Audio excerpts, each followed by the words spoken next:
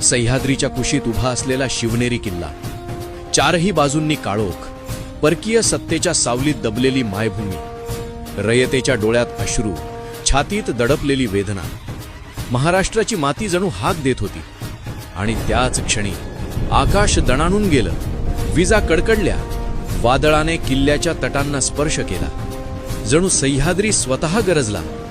इतिहास घडणार आहे.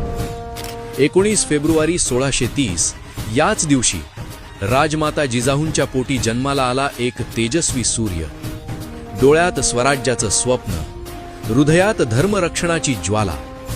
तो बालक म्हणजे रयतेचा आधार, मावळ्यांचा अभिमान, हिंदवी स्वराज्याचे शिल्पकार, छत्रपती शिवाजी महाराज.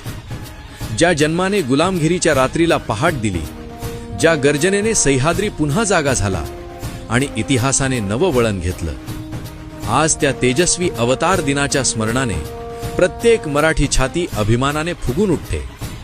असा हा पवित्र दिन, छत्रपती शिवाजी महाराज यांची जयंती. या मंगलमय शिवजयंतीच्या पावन प्रसंगी आपणास व आपल्या परिवारास हार्दिक शुभेच्छा. जय भवानी, जय शिवाजी.